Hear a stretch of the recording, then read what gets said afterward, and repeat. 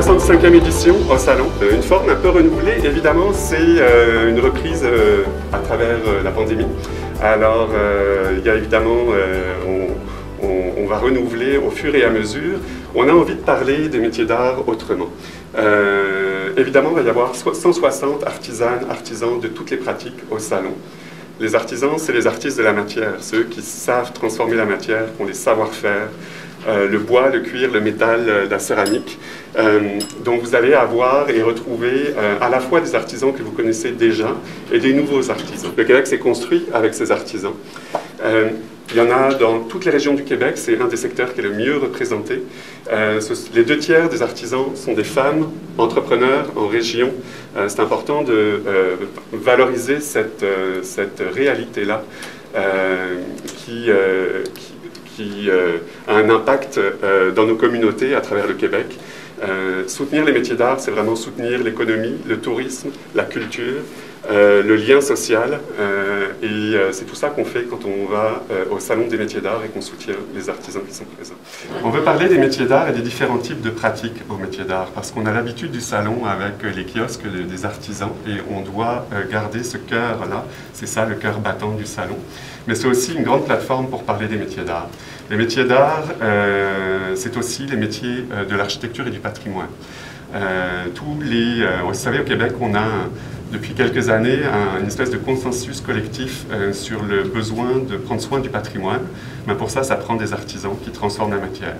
Les tailleurs de pierre, les forgerons, les vitralistes, ça prend ces talents-là. Ce sont aussi des métiers d'art et on a le goût de témoigner de ça. Et de renseigner le public, par exemple, sur la rénovation patrimoniale, comment ça fonctionne. Une exposition aussi assez privilégiée et prestigieuse. On va accueillir la Triennale des métiers d'art. Donc cette année, le thème, c'est l'éloge du fil. Donc on va parler des textiles et du fil complètement différemment, avec des œuvres uniques qui ont été réalisées par des artistes de différentes pratiques, des céramistes, des gens qui transforment le métal, etc. Vous allez voir, c'est assez surprenant. Et c'est vraiment une exposition qui a tourné à travers le Québec, à la SAR, à Gatineau, à Québec. Et une exposition assez unique pour parler des métiers d'art autrement et de ce type de pratique-là. Et puis la grosse nouveauté, on a un studio métier d'art. Évidemment, on ne peut plus faire un salon sans avoir une présence en ligne. Alors je vais terminer là-dessus. On va vous inviter et on va inviter le public à se rendre sur matière.ca, qui est notre grande plateforme métier d'art, qui met en contact les artisans et le public, qui parle des artisans. Vous pouvez trouver les boutiques en ligne de ces artisans-là. Et pour le salon, on va aussi l'utiliser pour faire sortir le salon du Palais des Congrès. Studio métier d'art, une trentaine de conférences où on va parler évidemment avec des artisans du salon, aussi avec des artisans qui ne sont pas dans le salon, qui vont nous parler de leur pratique. Il y a énormément d'artisans qui rayonnent à l'international, qu'on ne connaît pas au Québec, donc on veut parler avec ces gens-là. Il y a Pascal Girardin, une céramiste, il y a Noël Guillaumarc, qui est un commissaire en joaillerie, qui fait tourner des joailliers québécois à l'international, qui ont un succès fou. Il faut qu'on parle de ça. On va parler des écoles ateliers, des lieux de formation. Où est-ce qu'on apprend ça, les métiers d'art? Ah bon, ça s'apprend. On apprend les savoir-faire pour transformer ça. Oui, on apprend ça dans des écoles spécialisées notamment. Alors on va avoir ces discussions-là. On va avoir la ministre de la Culture qui va nous parler de l'importance des métiers d'art aussi pour le Québec. Des regards politiques, économiques sur les métiers d'art, sur l'entrepreneuriat en région, sur la diversité, sur la place des femmes en métier d'art. Est-ce qu'on a un magnifique dialogue qui s'annonce entre une artisane textile d'une génération qui a commencé sa pratique il y a plusieurs années et une jeune joaillère. Et on va les faire dialoguer, savoir qu'est-ce que ça veut dire être une femme artisane. Est-ce que l'inspiration, il y a 40 ans et cette année, c'est la même chose pour vos générations? Est-ce qu'il y a des liens à faire entre ces générations-là?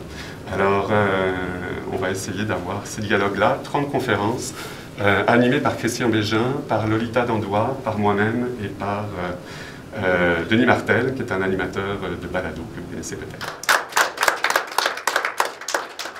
Je vais essayer d'être bref parce qu'il n'est pas dans mes habitudes. Je fêtais les 30 ans de ma sortie du collège Laval. On avait un conventum, c'était comme des retrouvailles. Tu sais. Et je me suis rendu compte que des retrouvailles, quand il n'y a pas de projet commun autour des retrouvailles, ça peut être très, très plate. Je me souviens qu'on s'est retrouvés toute la gang, puis on se demandait un peu qu'est-ce qui nous rassemblait, à part le fait qu'on arrivait du Collège Laval. T'sais. Et ce que j'ai envie de vous parler, c'est de projets communs, en fait. La pandémie, Julien l'a évoqué, a vraiment percuté fort. On a beaucoup parlé de la restauration, on a beaucoup parlé des gens du milieu de l'hôtellerie, mais les artisans et les artisanes ont été vraiment fortement percutés parce que, comme disait Julien, les liens ont été coupés, les lieux de diffusion, les lieux de rencontre ont été complètement coupés. Par contre, ce que je tiens à dire, c'est que cette pandémie-là, ce qu'on a traversé, a mis en lumière un peu la grande vulnérabilité que nous avons et la grande dépendance que nous avons par rapport à ce qui se fait ailleurs. Ce qui se fait ailleurs dans des conditions qu'on ne connaît pas, avec un sens qui nous échappe souvent.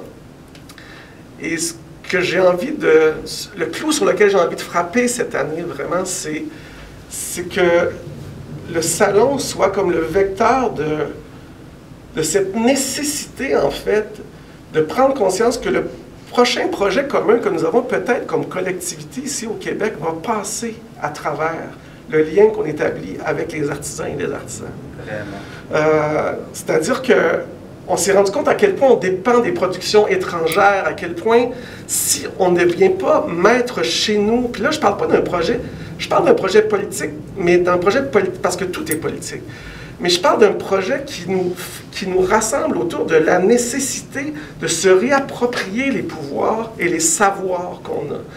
Et l'artisanat, les métiers d'art vont être vraiment le vecteur. Moi, je dis que l'agriculture et les métiers d'art vont être le vecteur de ce prochain projet commun de société pour rallumer notre fierté aussi et se rendre compte à quel point on a tout ce qu'il faut ici, pour reprendre ce mot qu'on va marteler aussi beaucoup dans cette année, l'art d'ici, on a tout ce qu'il faut ici pour être souverain ici. Et quand je parle de souveraineté, c'est-à-dire de décider comment on produit ce qu'on fait, qu'est-ce qu'on choisit d'importer, qu'est-ce qu'on choisit de faire, qu'est-ce qu'on choisit de valoriser, qu'est-ce qu'on choisit de construire, pour ne plus dépendre, parce que ce qui nous est arrivé va nous réarriver encore.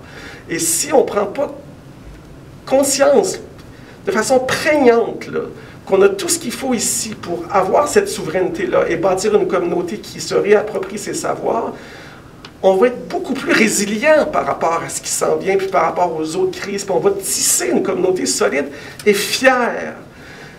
La fierté, ça se bâtit pas, c'est pas quelque chose qui se bâtit dans... C'est pas une vue de l'esprit. La fierté, ça s'inscrit dans des projets communs, dans quelque chose qu'on réalise ensemble. Et la communauté des artisans et des artisanes est probablement la communauté qui va nous rassembler le plus avec celle des agriculteurs et des agricultrices, parce que c'est un autre champ d'intérêt que j'ai, mais on a tout ce qu'il faut en ce moment pour mieux se retrouver autour d'un vrai projet. Et c'est là-dessus que je vais frapper, moi, cette année. Et je vous invite vraiment à répondre à l'appel, puis à être de ceux et celles qui veulent se joindre à ce projet de retrouvailles signifiantes, là, autour d'un événement festif, heureux, joyeux, qui nous rappelle à quel point on a tout ce qu'il faut ici, fait par des gens d'ici. Voilà, c'est tout. Ouais. Au nom de tous les artisans en métier d'art, je vous remercie d'être présents. Vous ne savez pas à quel point c'est important pour nous de pouvoir se diffuser dans des lieux si importants et bien soutenus que le Salon des métiers d'art. Cette année, c'est la 65e édition. Moi, c'est ma 18e à peu près édition. J'ai manqué quelques années. Donc, c'est vraiment très important d'avoir une voix. Et pour compléter ce que Christian disait, c'est de consommer, québécois, consommer tout ce qui est fait à la main par des artisans de la terre, des artisans métiers d'art. Donc, je me présente, mon nom est Caroline Arbour-Joalière. Mon entreprise, c'est Scaro. Donc, j'ai fondé mon entreprise il y a 18 ans en Abitibi. Donc, je suis un peu... Geneviève m'appelle l'artisane vedette de ce salon. C'est moi un peu la porte-parole des artisans, puis ça me fait vraiment plaisir de pouvoir faire ça au nom de tous les artisans. Je suis une femme, une maman, je suis une entrepreneur et puis je suis une créatrice passionnée des métiers d'art qui en consomme énormément. J'achète énormément de produits métiers d'art dans tous les salons que j'ai fait depuis de nombreuses années. j'ai exposé un peu partout au Canada et un petit peu partout dans le monde. Et ce que je remarque, c'est que les gens reconnaissent la signature de ce qui est fait au Québec. Tout le monde me dit « Ah, ça paraît que vous êtes du Québec, c'est beau votre kiosque, on a envie de tout acheter. » Ça a l'air que notre nom est déjà fait. Fait que c'est important que ce ne soit pas juste à l'extérieur du Québec que les gens soient fiers d'acheter du québécois. Moi, je pense que cette année, c'est des retrouvailles, 65 ans après une dure année de pandémie, même 2. Fait que c'est important que tout le monde soit au rendez-vous, que vous en parlez, que vous partagez la nouvelle. Nous autres, on va être là. C'est un plus petit salon qu'habituellement, mais on est tous super heureux de pouvoir faire partie de cette 65e édition dans un nouveau lieu. Fait que ça donne un air de renouveau. Et en plus, avec la suite faite par Jean-Claude Poitras qui nous montre un peu à quel niveau nous sommes rendus au Québec dans les métiers d'art. Donc, je vous remercie tout le monde. Bravo. On a au Québec un ambassadeur incroyable des savoir-faire, des artisanes, des artisans, un précurseur des questions de mode, de design au Québec, Jean-Claude Poitras, qui fête cette année ses 50 ans de carrière et qu'on va souligner au salon, bien sûr. C'est un allié des métiers d'art, c'est un allié des écoles-ateliers, on en parlait tantôt, les lieux de formation où sont formés les artisans. Et on a envie d'un clin d'œil et de parler aussi des métiers d'art avec un autre regard. Alors on a demandé à Jean-Claude d'habiller cette suite avec le travail des artistes et des artisans en métier d'art. Alors je laisserai Jean-Claude nous parler quelques instants de ce travail-là. Un immense merci et on va souligner, fêter ensemble ces 50 ans de carrière incroyables pour l'ensemble du Québec et l'ensemble des artisans que tu soutiens. Merci. Merci. Quel privilège de me retrouver ici dans cet hôtel mythique où j'ai eu des défilés absolument follement merveilleux, prestigieux et tout ça. Alors cet hôtel me parle parce qu'il y a comme un supplément d'âme et on a su conserver cette âme-là au Reine-Élisabeth même après l'avoir revampée. Alors lorsque finalement nous avons eu cette idée formidable d'avoir finalement de la suite dans les idées, c'est le cas de le dire. J'avais toujours rêvé secrètement, parce que bon, j'ai voyagé beaucoup pour mon métier, pour aller à la recherche des plus belles matières dans le monde, et puis beaucoup en Asie aussi. Alors j'ai toujours adoré la vie d'hôtel, et secrètement, j'avais toujours rêvé d'habiller, de décorer une suite d'hôtels. Et puis tout à coup, cette idée-là nous est venue, de soumettre ça à la direction du Reine-Élisabeth. Je me suis dit, bon, ben, il y a la suite John Lennon, pourquoi pas, une suite métier d'art signée Jean-Claude Poitras. Et puis, ben, toute cette belle équipe, finalement, m'a appuyé dans ce projet. Ça a été vraiment un travail exceptionnel. Et moi, je le sais à quel point je veux faire rayonner toute la créativité québécoise. Et je pense que depuis des années, je veux décloisonner toutes les disciplines de la mode, du design, des métiers d'art, des artistes en art visuel. On doit se parler, on doit co-créer. On vit une époque de co-création, de collaboration extraordinaire, mais encore faut-il que ça s'inscrive dans un projet de mobiliser. Et j'ai toujours, je pense que tout ce que j'aurais tenté de faire dans ma vie, c'est de créer de la beauté. Et je crois profondément que le monde a besoin de beauté. Et je ne sais plus qui avait dit « la beauté va sauver le monde ». C'est Dostoïevski peut-être, je ne sais pas. Mais je crois profondément à ça. Et particulièrement la démarche des artistes et des artisans des métiers d'art s'inscrit complètement dans ma philosophie de vie. C'est-à-dire que je préconise toujours la mouvance slow à l'opposé de la fast fashion ou le fast design ou fast food. Alors donc, je crois que les artisanes et les artisans représentent ça, ce souci écologique, à l'opposé de la globalisation. Au contraire, moi, je suis complètement dans la tendance glocale, c'est-à-dire s'inspirer de nos ressources, de notre patrimoine, mais finalement l'amener dans la modernité, dans le côté contemporain, pour vraiment se créer une véritable image de marque.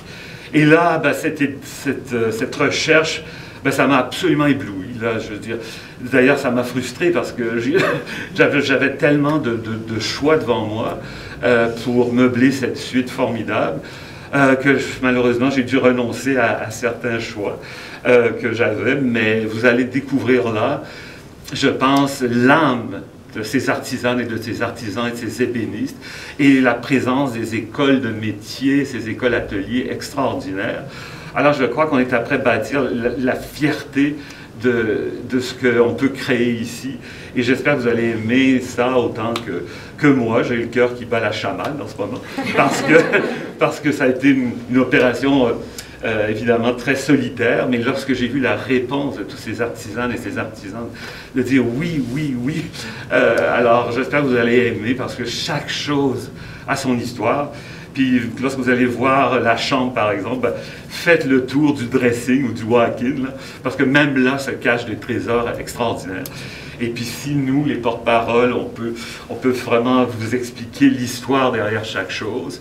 Alors c'est vraiment, j'y ai mis toute mon âme, et si ça peut être une révélation pour vous aujourd'hui, ben, je vous invite à répandre la belle nouvelle. Merci. Bravo.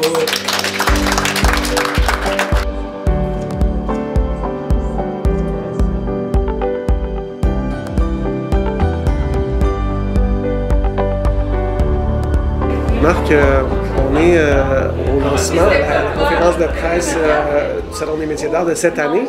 On est dans la suite Jean-Claude Poitras, une suite qu'on a habillée là, de toutes sortes d'objets. Fait que là, on a un contact direct et concret avec les objets, avec une incarnation des savoirs. Mais ce qu'on ne sait pas, c'est qu'en dehors de cette suite-là, dans la ville même, partout, il y a des signes de la présence des métiers d'art et des artisans et des artisanes. Et ça, je trouve qu'on devrait mettre ça en lumière plus. Alors, comment on peut devenir attentif et comment on reconnaît les gestes artisans à l'extérieur des endroits où on les célèbre, mettons, volontairement? Ben, tu as totalement raison. Moi, ce que je dis souvent, c'est que les besoins primaires de l'être humain, c'est se nourrir, se vêtir, se loger, n'est-ce pas? Ben, je pense que les artisans sont au cœur de tous ces besoins primaires-là de l'être humain. Puis se loger, effectivement, depuis le début des civilisations, les bâtiments, les maisons dans lesquelles on vit, aussi modestes soient-elles que grandioses et spectaculaires et monumentales, ont été bâtis initialement par les artisans. Puis aujourd'hui, ça a un petit peu changé, mais reste qu'on a encore cette empreinte-là patrimoniale de bâtiments extraordinaires qui ont été construits en utilisant des savoir-faire très pointus d'ébénistes d'art, de charpentiers menuisiers traditionnels, de tailleurs de pierre, de forgerons ferronniers d'art, de vitraillistes. C'est sûr que c'est pas nécessairement pour tout le monde une évidence, mais il s'agit de prêter un peu attention pour réaliser que tout ce qui est beau, tout ce qui attire l'œil, tout ce qui est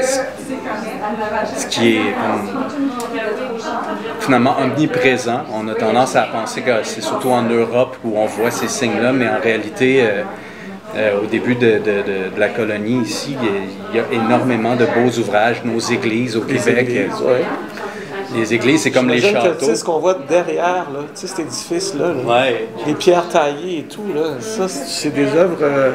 Des belles colonnes, des beaux chapiteaux. Ouais. Mais en réalité, en ce moment encore, il y a des artisans qui sont membres du conseil, qui sont appelés à restaurer des chapiteaux comme ça. Juste à côté, il y a la gare Windsor, pour laquelle il y a eu des belles restaurations de pierre qui ont été faites. Sur les églises dans le coin, il y a des projets immenses. En fait, ce qui est un peu triste, c'est qu'il n'y a pas suffisamment d'artisans à l'heure actuelle pour être capable de s'attaquer à tout ce qu'il y a à l'ouvrage phénoménal de restauration qu'il peut y avoir au Québec. Mais l'important, c'est de créer ce réflexe-là comme société. Pas juste, permets-moi, pas juste au niveau de la restauration de ce qui est existant, mais aussi dans ce qu'on construit de nouveau aussi, que ce ne soit pas seulement livré aux mains de gens qui savent élever des murs, mais qui réfléchissent pas les lieux. on est aussi témoin d'une architecture désarmée qui n'est pas l'œuvre de gens qui ont le souci de la beauté, mettons. Fait qu'il faudrait aussi réinvestir ce qui se construit de nouveau aussi par ces savoirs-là. Totalement, ouais. Totalement. Puis je pense qu'effectivement, c'est une collaboration. C'est sûr que la tendance de la construction a changé beaucoup avec les années. On est dans des années où on veut du vite fait, on veut que ça soit... les gens sont un peu impatients aussi, tu sais, on parle du slow, de la construction lente, puis de l'espèce de... Il faut, quand on est propriétaire ou quand on a envie d'investir, que ce soit dans la restauration d'une maison ancienne ou dans quelque chose de nouveau, il faut être patient. Oui. Il faut prendre le temps de magasiner les gens avec qui on va travailler, que ce soit l'architecte, jusqu'aux artisans avec lesquels on travaille. Même les entrepreneurs généraux, on a tendance à s'y perdre. D'ailleurs, le conseil sert à ça aussi. Je recommande fortement aux gens qui veulent même se construire du neuf d'interpeller le conseil pour... Qu'il soit dirigé. Oui, pour pouvoir... parce qu'effectivement, c'est pas parce que c'est neuf qu'il n'y a pas moyen de mettre une touche. On parle pas de tradition autant que de qualité ou de savoir-faire. D'utilisation de matériaux nobles aussi, qui souvent sont disponibles sur notre territoire. Donc, il y a moyen de construire notre environnement architectural avec notre environnement écologique, finalement. Fait que je pense que c'est... Quand le mot patience, puis le mot... ce qui est intéressant aussi, c'est que le propriétaire peut même, quand il travaille avec des artisans, participer à l'érection de sa maison, puis de la manière dont c'est fait, et y rajouter sa touche, et rajouter, puis au fur des années, après ça, s'il y a des modifications apportées ou des ajouts, des choses comme ça, ben c'est possible de retourner voir ces artisans-là puis de recréer. Fait que c'est ce lien privilégié-là. C'est pas juste, je crois, le fait que les artisans possèdent des savoir-faire immémoriaux qui ont été éprouvés, mais c'est aussi qu'il y a une humanité, un sens. Un sens, puis un contact très privilégié qui fait qu'après ça, au quotidien, quand on vit, les objets qui nous entourent ont une histoire. Absolument. Fait que quand on prend notre café dans une tasse qu'on a acheté à un artisan, le café n'a pas le même goût, on dirait. Même chose. Puis on n'a comme pas le goût de changer de tasse non plus parce qu'on crée comme une espèce de sentiment d'appartenance. Mais ça peut être la même chose pour les portes, la toiture en fer-blanterie, les gardes en fer forgé. Les armoires, tout ça. C'est ça, exactement. Tout vient avec un sens. Puis je veux pas te démentir, mais pas nécessairement plus cher tant que ça non plus. Tu sais, il y a comme... Non, parce que si on le projette dans le temps aussi... C'est important. Oui, ça c'est important parce qu'on a l'impression que des fois que sur le coup, ça va nous coûter un peu plus cher, mais l'armoire ou la chaise là, sur laquelle je suis assis, ben, mon fils va pouvoir s'asseoir dessus. Là. Exact. Et probablement que le fils de mon fils va pouvoir s'asseoir dessus. Exactement.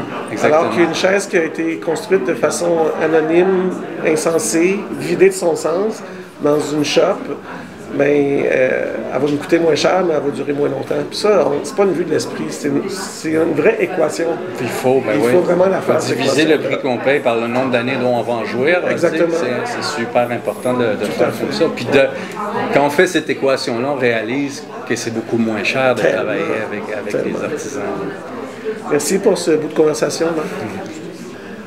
Je suis en présence de Lolita Nandois et Caroline Arbour, deux femmes merveilleuses qui ont des fonctions bien précises dans le cadre du Salon des métiers d'art de cette année, le 65e d'ailleurs.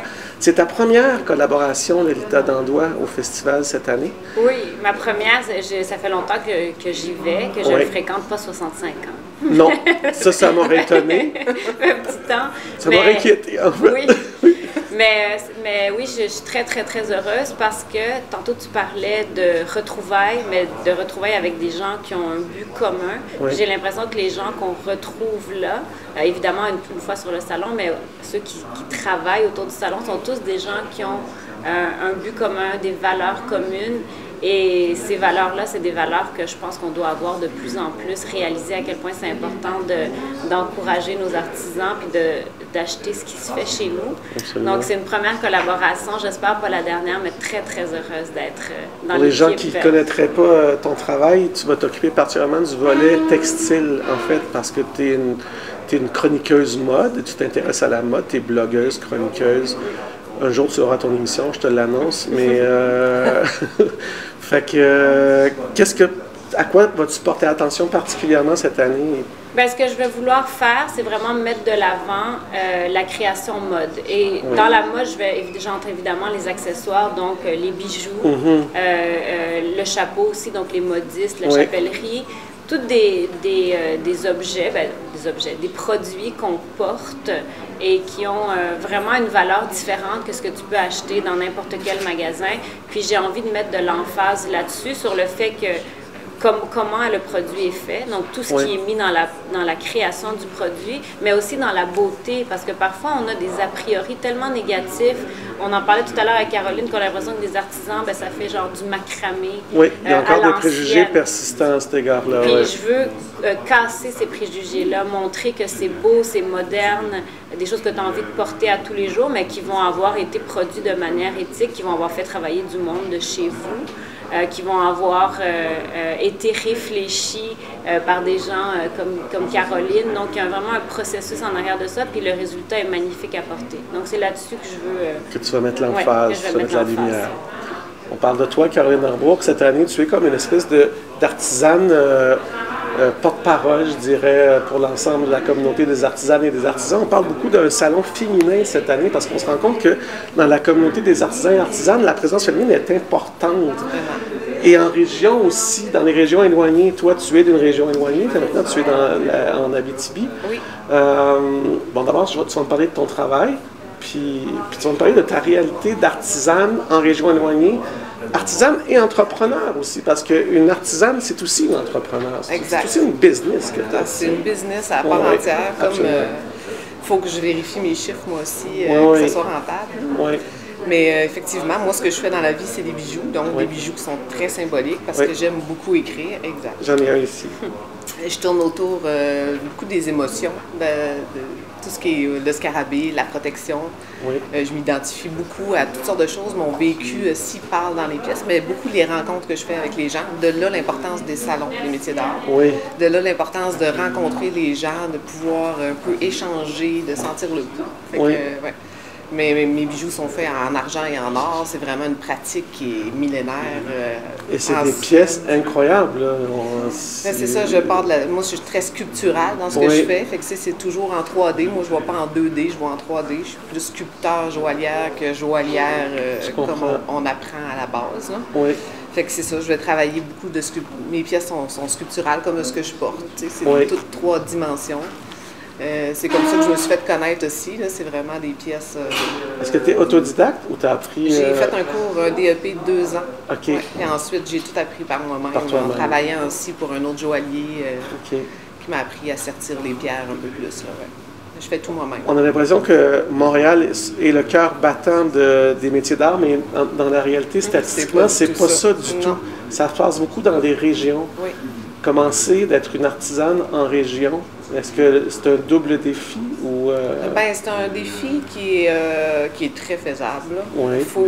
Il y a 2 façons de le faire. Soit que tu restes dans ta propre région, tu as ta petite boutique, que tu travailles avec le tourisme, ou comme moi qui se promène entre la ville et mon atelier.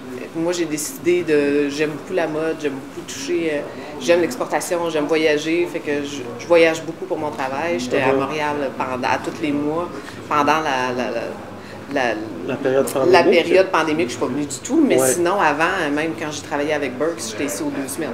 OK. Fait que, tu sais, c'est vraiment le fait de me promener, moi, qui me nourrit beaucoup. Dans la voiture, c'est quelque chose qui me nourrit. Fait que il y a 2 façons. Moi, j'ai trouvé la façon pour moi, c'est de vendre sur le web, avoir plusieurs points de vente, faire des salons.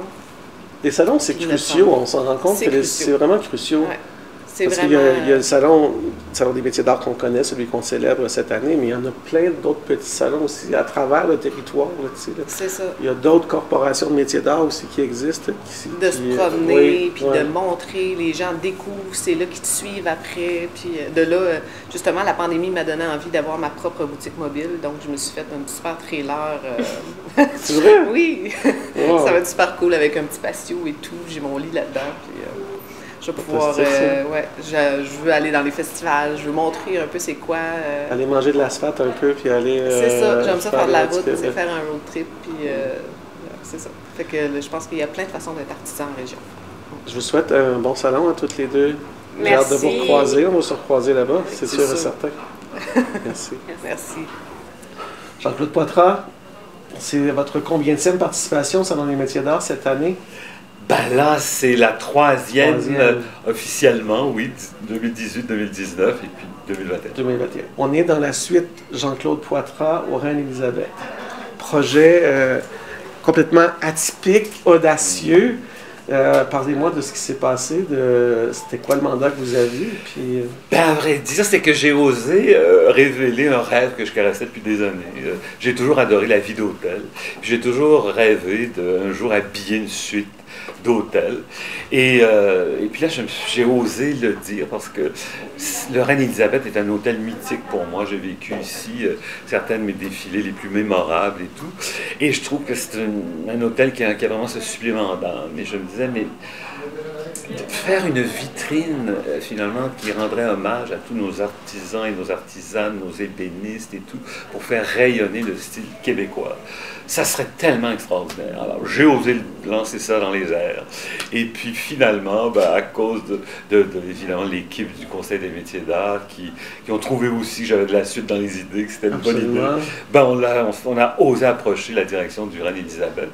Et puis, il nous a dit oui, assez étonnamment. Alors, là, ça a été pour moi un moment extraordinaire d'effeuiller le répertoire, évidemment, de tous les artisans, les artisans, Et c'était à chaque fois, oui, Jean-Claude, amenez-nous, vous voulez, amenez-nous ailleurs. Et moi, je suis bien par mes routes de traverse, hors des sentiers battus. Et puis, voilà, une fois de plus, quelque chose que j'aurais tenté de faire, qui mobilise pendant les forces vives de la création. Et qui décloisonne aussi les disciplines artistiques. Ce qui est fantastique et que je ne savais pas, c'est que cette suite-là, en fait, elle a été créée non pas seulement pour le Salon des métiers d'art, mais elle sera disponible à l'année. Donc, les touristes étrangers comme les touristes montréalais, parce que moi, des fois, j'ai du plaisir à aller à l'hôtel dans ma propre ville, à jouer le touriste. C'est-à-dire qu'ils vont pouvoir avoir accès donc, à cette pièce, à cette suite-là, et aux objets qui sont là. Absolument. Donc, c'est une vitrine. Totalement. Parce qu'évidemment, chaque objet est identifié, chaque meuble. Donc, ça réfère tout de suite au site de chacune des artisanes, de chacun des artisans. Alors, l'idée, c'est qu'elle va être en transformation, cette suite-là, pendant un an. Bien sûr. Parce que l'idée, c'est de leur faire vendre ces œuvres extraordinaires et de les remplacer par des choses similaires, toujours avec les mêmes artisans et artisanes. Et ce que je trouve extraordinaire, c'est que c'est autant pour la population du Québec bâtir notre fierté aussi, mais tous ces visiteurs étrangers, quand on connaît le nombre de visiteurs étrangers qui viennent au Reine-Élisabeth, ben là, c'est une vitrine formidable sur le monde. Incroyable. Merci Jean-Claude Poitras. Hâte de vous retrouver. On va vous croiser aussi au Salon des métiers d'art. Soit. Et puis, c'était tellement extraordinaire de voir que je termine l'année 21 en parlant déjà de mes 50 ans de création en 2022. Oui, parce qu'on fête vos 50 ans de carrière en plus. On a d'ailleurs juste ici derrière moi une espèce 1983. 1983. J'ai pas vu le temps passer, mais je n'ai rien oublié. Vous le portez magnifiquement bien, cela dit. Merci. Merci Jean-Claude Poitras.